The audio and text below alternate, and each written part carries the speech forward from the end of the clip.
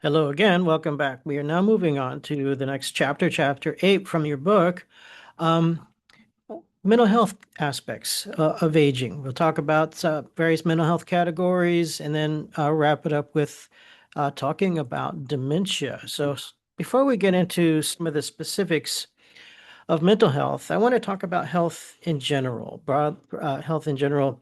And even though we've already talked about a variety of other topics related to physical aging and physical health, I think it's important that we think about this again as we talk about mental health because of the important interconnection between these topics.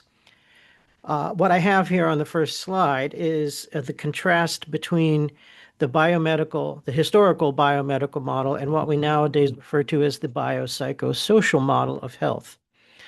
And the, the kind of the preview of what this is really about is the idea that the traditional biomedical model really draws a pretty sharp dividing line between what we would consider to be physical health and mental health. The biopsychosocial model does not, right? So, really brief definition there of the biomedical model is health is defined as simply the absence of disease or pathology.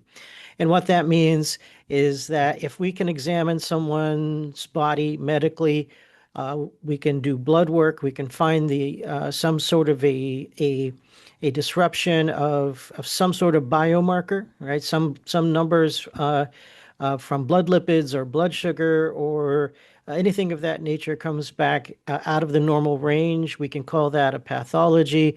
If we detect the presence of infection, bacteria or virus, what have you, again, we can call that a pathology. If we do imaging and we detect structural damage or changes to any part of the body, including the brain, but any part of the body, again, we can label that as disease or pathology, and that all fits the biomedical definition of disease and therefore absence of health. But George Engel in the 1970s began to raise certain concerns over the limitations of this very strict definition of health here. As Engel noted, finding these what I called biomarkers can be very helpful, of course, but it's not the whole story because, as we might expect, not all of those biomarkers necessarily are associated with illness, right? That is, they're not necessarily producing symptoms and affecting someone's quality of life. But it is also the case that there are some psychological changes that don't necessarily show up as biomarkers that do affect someone's reported symptomology and also then their quality of life. Likewise, when we think about when someone is, let's say someone does have a disease or pathology that is detectable through biomarkers, certainly while that has some objective reality that's important, we also need to understand how people perceive and understand their disease. And that's pretty relevant actually to how we want to treat such a person. And well, one of the factors here I think that's relevant is that it when we think about processes involved in healthcare, separate from the diagnosis and treatment and determination of the prognosis of a person, before that can ever happen, a person has to seek treatment. And so that means they have to even have some idea that they need to seek treatment. What is that? What causes that? Outside of routine, like going to for a yearly checkup, it might be because of a some awareness of these symptoms. But the meaning becomes relevant here because for a person to experience symptoms is not the whole story. We also need to understand to what do they attribute these symptoms. Do I attribute these symptoms to the possibility of having a disease and I should go see a doctor? Maybe yes, that's one possibility. Do I attribute these symptoms to a normal part of aging that is not particularly critical. It's just I'm just getting older, and that's just what I expect to happen. So I don't need to go run off and see the doctor over this, right? That might be something. But is that the accurate thing to do necessarily? And well, of course, that depends on what it is. And so that's one way to think about the meaning of the disease and of the experience and of the symptoms here. There may also be different cultural interpretations of certain health-related experiences, and or even gender-specific ones. So, through all of these categories, how a person understands and interprets the meaning of their experience with health and health-related concerns is very, very relevant to the entire medical process and whether they even seek treatment, let alone the kinds of treatments they might choose to seek out in terms of going to a traditional doctor versus seeking other non-traditional treatments and so forth. So that's all still relevant to the overall big picture of health, right? And a lot of that overlaps some of the same things that I just said on the next point here, the psychosocial variables.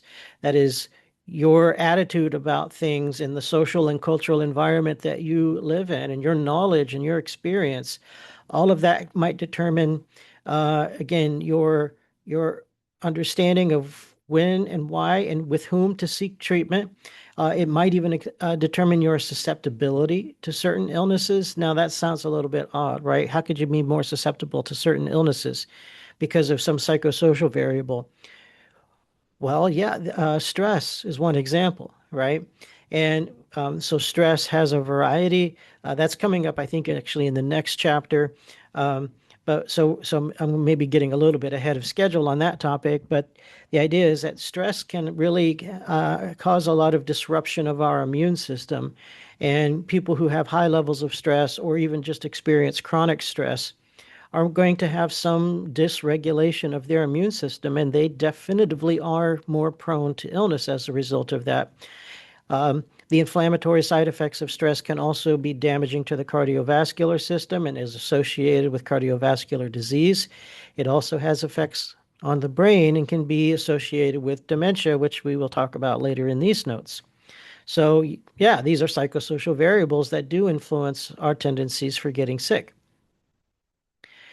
Likewise for the severity, and right. So again, your attitudes and the levels of stress that come from experiencing the illness. I think we may have talked in previous videos about this kind of stress and health vicious cycle that can occur. That negative health symptoms can make your stress levels go up, but stress levels can make the severity of your symptoms worse. And then, of course, the increasing severity of those symptoms makes your stress worse. And so you see this creates something of a positive feedback loop. So again, these are psychosocial variables that affect the severity of the illness and maybe even the long-term course of the illness and maybe even the treatment outcomes as well. We talked about social roles previously, and one social role we didn't mention is called the sick role. This comes up in health psychology research. That is, when someone gets diagnosed with a disease, um, now you have a new label, right? A new thing that's part of your identity and self-concept, which is I'm a person who has blank. And there might be certain things that you have as an association with that. Like if I have, let's just say that I have cancer. And so the argument here is that are there things that I think I'm supposed to be doing now? Am I supposed to change my diet? Am I supposed to not go out and do things, or am I supposed to go do more things and try to live my life before I get too sick to do any of these things? Right. So these are the kinds of changes to our identity and changes to our social role as a patient of the medical system. And so again, the idea is that the overall influence that the disease has on you is not purely physical, it is psychosocial. Plenty of evidence also suggests that the relationship between a patient and a clinician can influence outcomes. Part of that is through adherence. Adherence refers to whether or not a person follows medical advice. So if you go to the doctor and the doctor tells you you should change your diet or you should exercise more, if you do those things, that means you are adhering to your doctor's advice. Not everyone adheres to their doctor's advice. And in many cases, that results in poorer health outcomes as a result of that. What can the doctor do to make it more likely that you adhere to their advice? Stronger trust and better relationship variables here. So again, these are psychosocial variables that are influencing your health-related behaviors, and therefore, of course, is influencing your health. And of course, it is just stands to say here at the bottom of this list, we are biological beings, but we are, of course, social beings and cultural beings and psychological beings. And these things are all intimately bound up with each other. They really shouldn't and can't really be treated as just independent domains and characteristics of people. They're all interdependent with each other. So when we listen to George Engel, we then argue for what we'll call the biopsychosocial model of health, that well-being in general is not just about disease and pathology, but that, of course, remains part of the picture, but it also involves our mental and psychological and social well-being. And that's not to mention the fact that I have a typo on the slide. It says don't forage.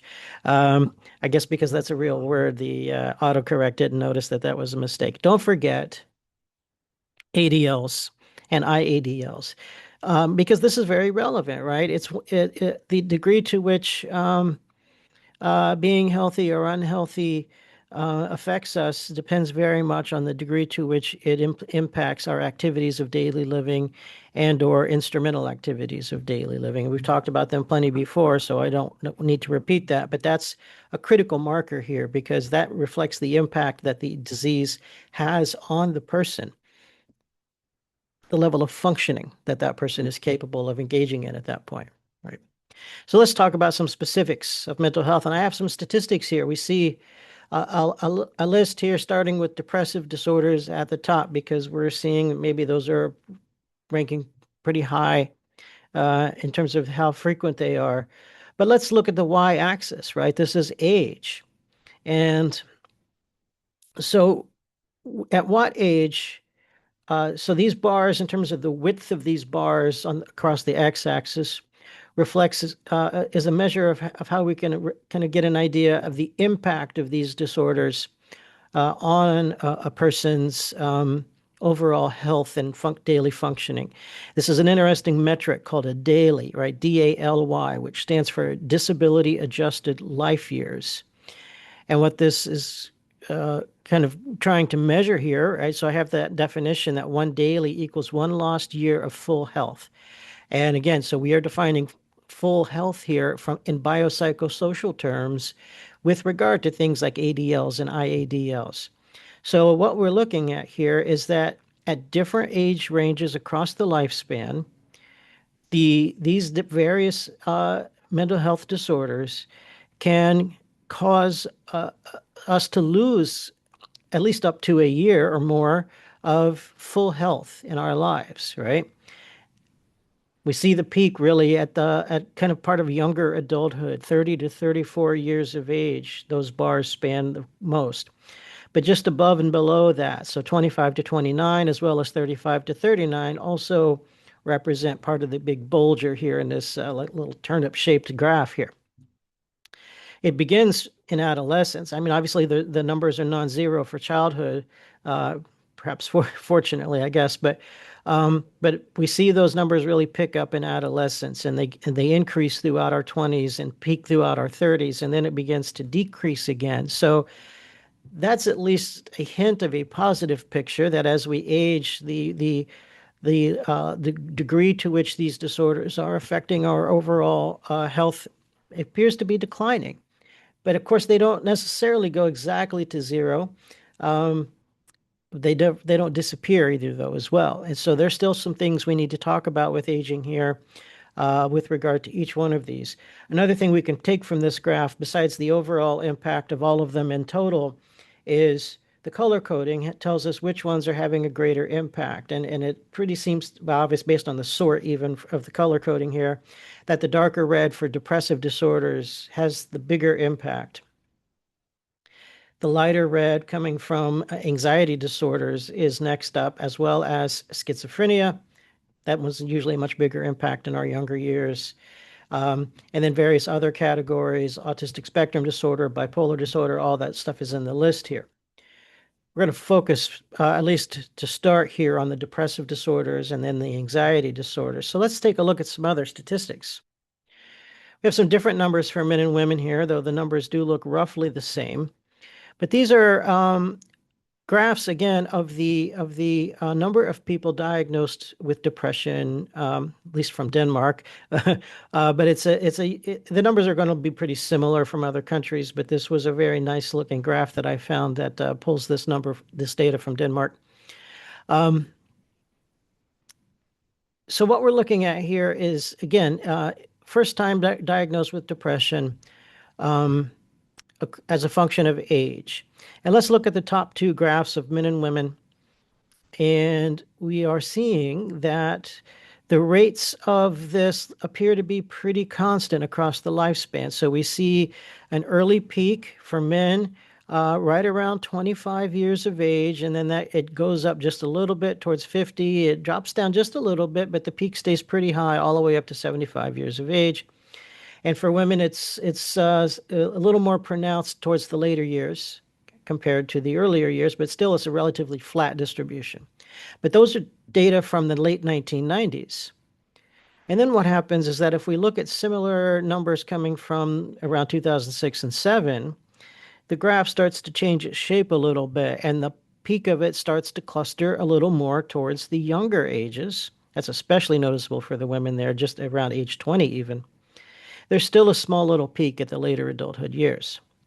And then when we look at more recent numbers coming from 2016, that skewing of the curve here with the ever increasingly larger peak towards the younger late teens to around age 20, with an ever flattening and shortening and decreasing slope downwards as for older adults becomes more prominent here. So what's our takeaway from this graph? Does this mean that in the last 30-ish years, or the 20 years, given the data that were shown here, that something's happening in the world that's making older adults less likely to be depressed, or there was something happening in the 90s that made older adults more depressed? No, what we're looking at here is the idea that screening and diagnosis of depression was not very commonly done. And so in the 1990s, there were lots of people of many different ages who maybe had been suffering with depression for most of their lives, but who had never been diagnosed. And many of them never got their first diagnosis until they were 75-ish years of age. But that doesn't mean that that's when it began for them, right? They may have had it since their earlier adulthood years, but they went that entire time without a diagnosis. So now that we have made those diagnoses for these older adults, now when we get to 2006 and 7, there are fewer older adults that have not been screened for it. So now we're going to see that the new diagnoses are going to cluster more towards the younger population. And yet again, once we get to 2016, we have had another 10 years worth of lots of screenings, so that again, we have found most of the older people who have found depression or who have been diagnosed. And again, we find that it is being discovered more in the younger generation. So what this is telling us really is that for a good long time, there were lots of people with depression who were just simply never diagnosed with it. And it wasn't until the 1980s and 90s that we even began to really start to identify and treat these people. But what we find in more recent data is probably telling a more accurate picture about the onset of depression, which is that it's something that happens very frequently when we are younger. In our late adolescence to early adulthood years represents maybe a stronger risk factor here for being diagnosed with it, which, by the way, going back one slide, is consistent with the shape of this graph, right? That these early adulthood years are a bigger risk factor for some of these mental health disorders. So we come to this question, right? Does this mean we don't have to worry about depression in aging? And well, statistically, yeah, the numbers are dropping for older adults, right? The older we get, the less likely we are to suddenly have new onset of depression. So if we already have been diagnosed, then the issues of that as a chronic concern for our lives certainly is there, so treatment remains important. Um, but even if new onset depression is rare, it's not a non-issue, right? So that's the issue here is that there are still older adults with depression. There may even still be new onset depression, right? It's a non-zero number here.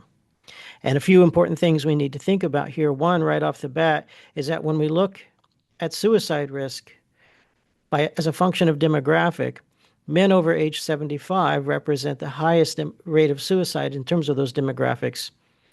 That's concerning, right? And so this is something that we just can't ignore. Means we can't ignore depression, right? If we're just going to look at the statistics and say, oh, we should only pay attention to young adults and not the older adults because that's where the numbers are.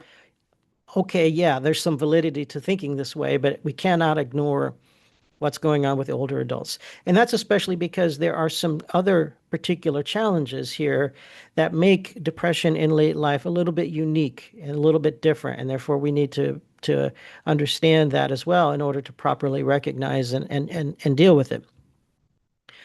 I mentioned before the issue of how someone's perception of symptoms impacts their tendency to seek treatment, ageism, right? So in part, what the way I described it initially is the whole idea that maybe I am going to misinterpret my own symptoms because of I think it's just aging. And so maybe there's a bias there, but we might also need to worry about from the clinician's side of things as well. Is the clinician likely to misattribute my symptoms? If I'm an older adult and I'm talking about things and it sounds like I might have depression, is there a possibility the clinician might just think, well, that's just what it's like to be older, especially if the clinician's a younger person, so they don't necessarily firsthand understand that. And so then what happens is that instead of diagnosing that person with depression or sending them for further screening for depression and then maybe treating that appropriately, they simply dismiss a lot of what their patients are saying because they just think that that's just that they're getting older, right? And then likewise, of course, as I said, for the patients, right, they might underreport because they don't think these things are meaningful or important, worth talking about when they see the doctor.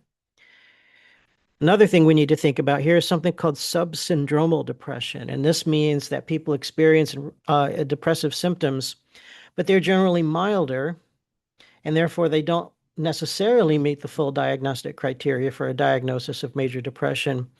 But that doesn't mean it's not having an impact on your life anyway, right? And so it might be the case that this kind of subsyndromal, that's hard to say, depression, might in fact show a slight higher prevalence in our later years. And that's an important concern.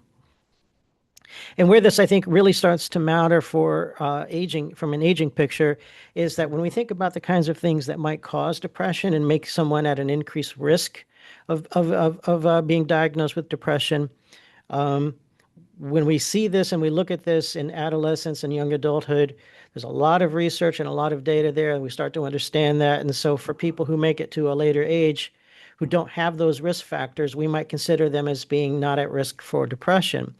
But this is kind of glossing over the fact that there are some new risk factors for older adults, right? We've talked quite a bit about loss already. So the idea is that dealing with the longer, I think we've put it this way before, that the narrowing social world, the longer that you live, the more likely you are to outlive those that you are close to. And so the longer you live, the more loss you're going to have to experience. And some of those losses could be quite profound. So again, those are going to have a big impact on your overall mental health and well-being.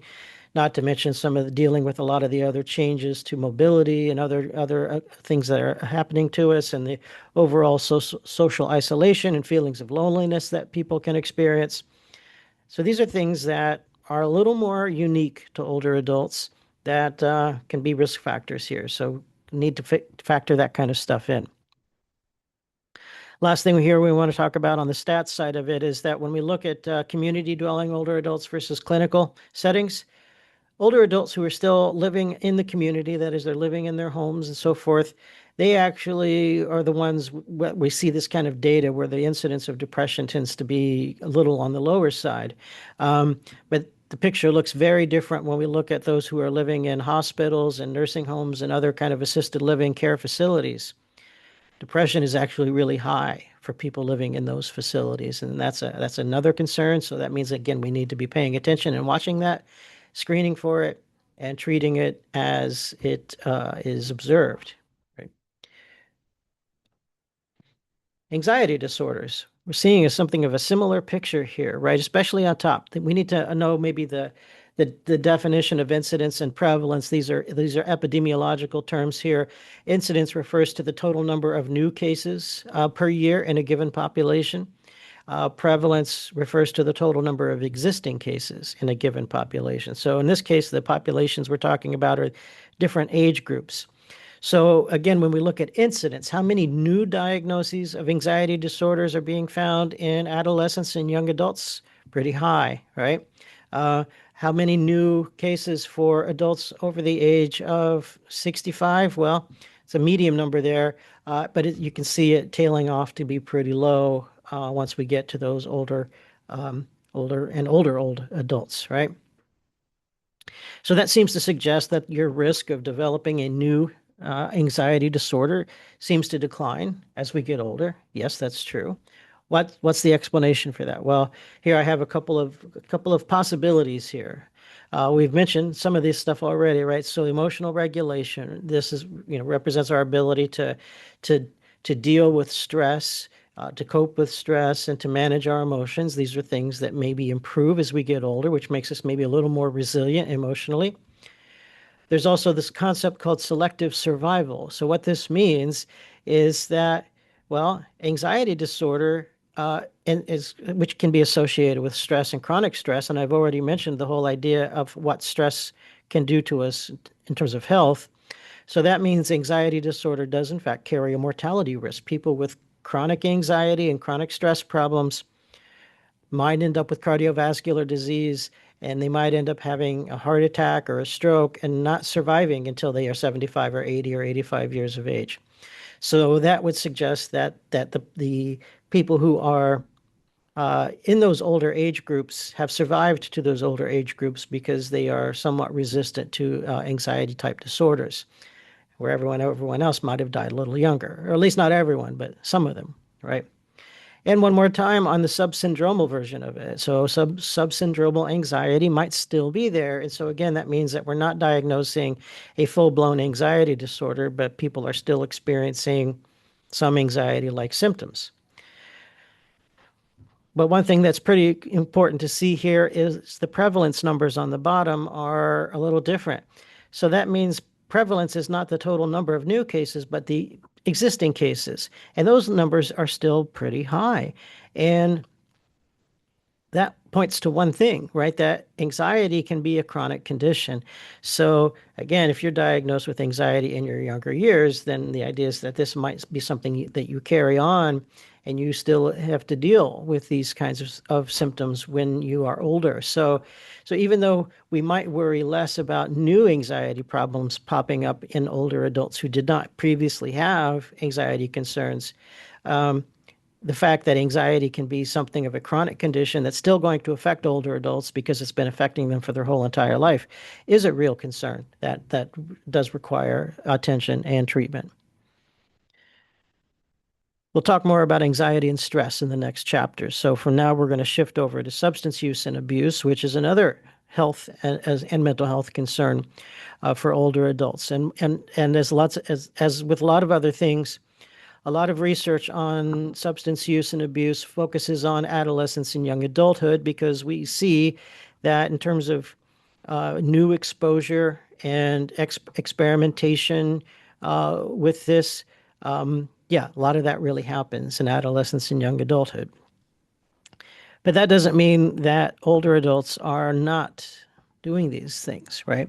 So, we do see some basic statistics here, like over the course of the lifespan, people who drink alcohol tend to drink less the older they get. And when we look at numbers like alcohol use disorder, the overall prevalence of alcohol use disorder is pretty low among adults over age 65, 1.2%. When we look at younger and middle-aged adults, the numbers are around 5 to 6%. So there aren't huge numbers, but certainly 1.2% is approximately one-fifth of that. So it drops by a good chunk there. Smoking is also, of course, still pretty common in older adults, right? And it's not as huge of a drop compared to alcohol use, right? So 14% of older adults report tobacco use over the age of 65. The numbers in younger and middle-aged adults it varies depending on which statistics you're looking at, but those numbers are 20 to 30%. And one of the ways we could think about this is that, yeah, cessation is an issue, right? Lots of people are smoking, and they try to quit and they struggle to quit. But for a number of people who do succeed in quitting, that can explain why these numbers drop a little bit, right? The other, of course, is the same selective mortality argument that I made about anxiety disorders, that it's pretty obvious that tobacco use carries a mortality risk. And so, for the people who are non-smokers, they are the ones maybe a little more likely to live to those older ages and be part of those non-smoking older adults. Let's also talk about illicit drug use.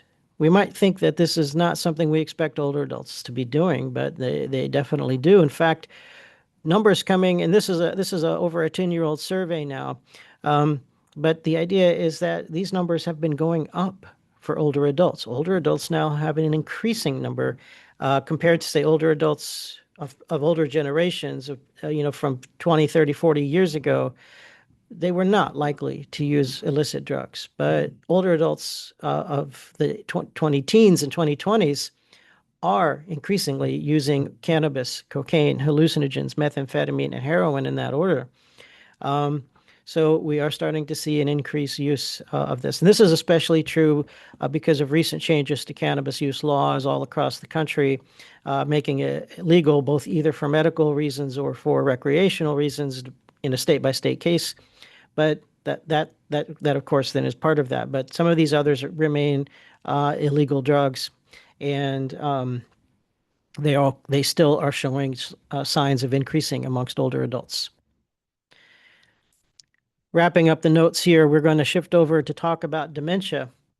And before we talk about the details of various dementias, I want to show you a couple of ways in which we can do some cognitive assessments to screen for dementia. One thing I want to mention here is that while these are considered screening tools, these are not diagnostic tools, right? So these are considered to be quick or brief assessments. On the left is one of the more popular ones called MoCA, or Montreal Cognitive Assessment. On the right is an older one that's less popular than it used to be, the MMSE, Mini Mental State Examination. And so these are designed to ask simple questions like, can you name this thing in the picture? Or if I give you a list of words, can you repeat them back to me? Things like that. I'm not going to go through the whole test, right? You can see this, or you can look them up and see them as well. But it's just common that you're going to see these kinds of things used. For example, if an older adult just goes in for their checkup at the doctor's office, they might administer one of these. Typically, the MoCA is more common now, just to check, see where they're at. And they're going to put that into the patient's record so that, 6 months later, when they come back for their next checkup, where are their numbers? Did their numbers stay the same? Or maybe did they drop a point or two, right? And so that's worth paying attention to.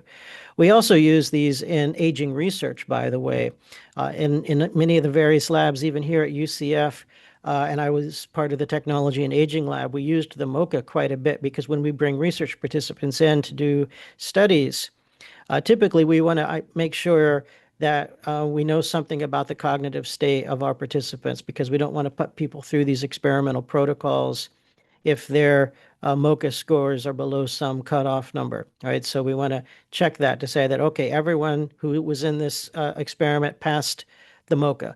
And so we can say that they had some minimum, cognitive abilities here. So they're very commonly used as screening tools for research purposes like that. But if someone scores below the cutoff, right, we can't diagnose them with dementia. But what it does mean is that we need to now diagnose them. They need to be sent for neuropsych testing, perhaps, or a neurologist or a neuropsychologist who can administer more complete batteries of assessment so that we can identify the very specific domains of impairment to then figure out what might exactly be going on with them. And that might even then be followed up with by doing some sort of imaging so that we can maybe look to see what's happening in the brain to say, okay, we found some areas of concern from the neuropsych testing. Let's do imaging to see what's going on in there, right? So here we have a list of things. We can start with mild cognitive impairment. So it's a real category here, but it's not something that we would necessarily consider a diagnosis. But it is distinct, for example, from the age-related stuff that we've already talked about. So when we talked about memory and attention and all of that stuff, we saw that there were age-related declines, and we could call that cognitive impairment to a degree. But mild cognitive impairment as an actual category is a little beyond even that, all right? So this would suggest that this person might in fact be transitioning towards actual dementia. But it is a pretty gray area because it's not necessarily a guarantee that a person, just because they might fall into this category of mild cognitive impairment, doesn't mean that they are in immediate danger of showing, full-blown signs of, say, Alzheimer's disease, right? And they might stay in this for some long period of time before they transition to dementia, or they might never transition to dementia. They might just show these milder signs and stay that way. And even in some cases, people might start to show those milder signs and then they improve. So this is not necessarily pathology in the traditional sense. But let's go into some of the better known pathologies, neurodegenerative conditions. We'll start with the famous Alzheimer's disease. We're not going to get into all of the medical details here, but you may be familiar with the idea of these amyloid plaques and neurofibrillary tangles. Tau proteins is what they are. So these are misfolded proteins that are causing neurons to become damaged, and the plaques are interfering with the blood-brain barrier and causing maybe some inflammatory issues in the brain, and that results in these plaque formations and more damage to the proteins and more damage to neurons. So, of course, it disrupts neural signaling and neural functioning. We lose neurons, we lose synapses. This begins in and around the hippocampus. There's a region of cortex called the entorhinal cortex around the hippocampus that shows some of these early signs. The early signs then would be associated with a very mild and transient forgetfulness. But as it transitions more into the hippocampus, the stronger memory problems begin to be more noticeable. And this results in what we call anterograde amnesia, right? The inability to encode new long-term memories, and that causes the kind of forgetfulness that we might start to see in Alzheimer's patients. Eventually, it will spread and impact other regions of the temporal lobe, so we can see more profound impairments and all these things. I have the whole list of symptoms more or less in a progressive way there. So kind of losing a sense of where you are, so it's a risk for some older drivers who might get lost and they're off driving somewhere and they can't figure out how to get back home, for example. They get disoriented in that way. We may see some language impairments here as well. Some spatial reasoning skills start to become impaired, eventually executive function. This is prefrontal areas, attention and inhibition and so forth. Lewy body dementia is the accumulation of another kind of protein, misfolded protein concern. And so these are called Lewy bodies. But these are found variously throughout the cortex, not just located in these hippocampal regions as with Alzheimer's disease. They can also show up in certain subcortical structures in the brainstem, so that's going to affect more critical things here. So here we see that when it starts in the cortex, this so-called fluctuating cognition, right? People kind of sometimes they might start to space out a little bit and then they come back, right? So these fluctuations in alertness. But in further stages, hallucinations, sleep disorders, even Parkinson's-like symptoms, right? So this is when the brainstem gets impacted and we start to see the tremors and motor problems associated with Parkinson's are now part of this person's overall disease profile. And in fact, Parkinson's disease itself, the next one up, is also a very similar kind of issue with Lewy body formation, but it's primarily in this region of the midbrain called the substantia nigra, which is a dopaminergic pathway that's involved in regulating the basal ganglia and the frontal lobe, and it plays an important role in motor control. And when this region gets damaged, we start to see the basal ganglia are no longer able to do their job effectively. So we see the emergence of these motor tremors typically in the hands, but sometimes in the trunk muscles and in the head and neck.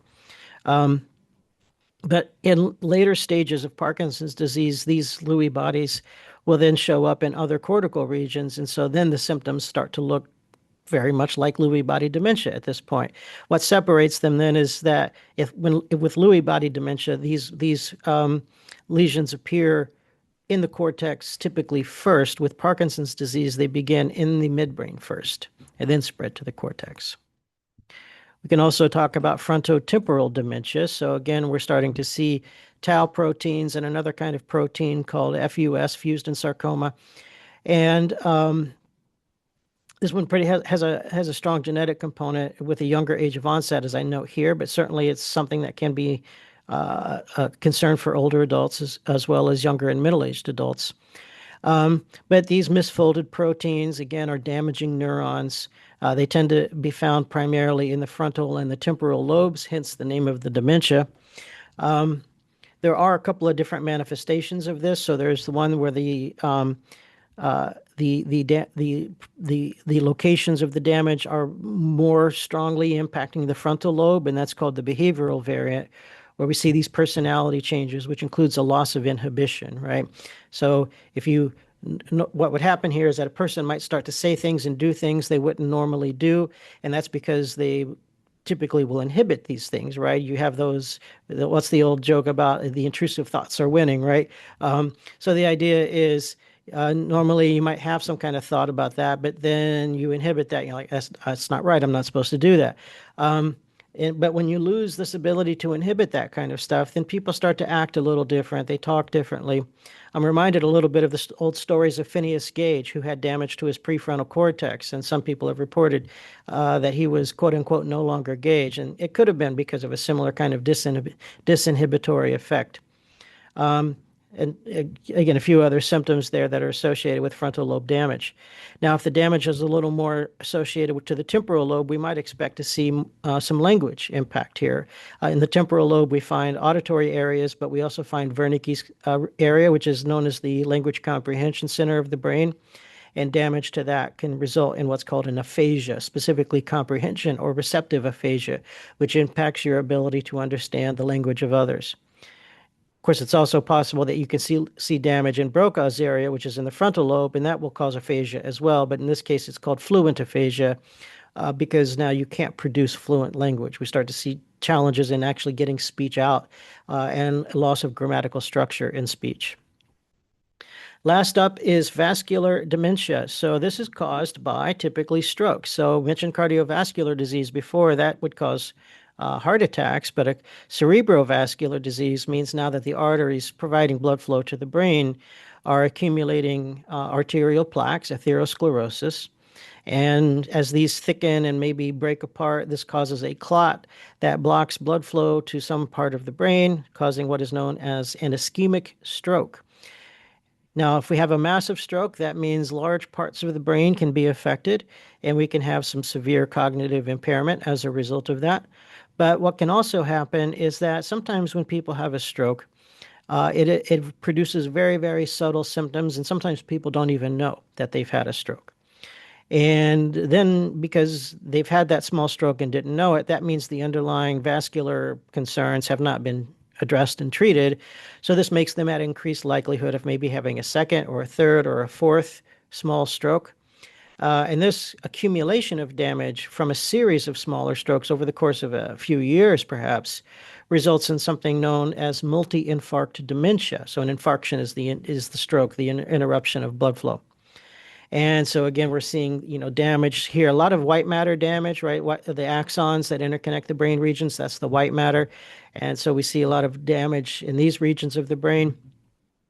What we're seeing is symptoms here include executive dysfunction. So again, some frontal lobe impairment because the frontal lobe is not receiving information from other parts of the brain as effectively as it otherwise would happen.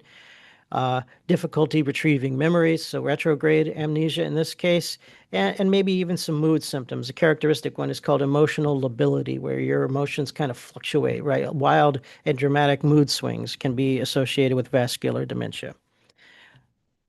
Okay, well, I think that is the last slide. That is, in fact, the case. So that wraps up this video. So we will cut it here. We will come back with the next one, which, as I said before, I believe is the chapter on stress.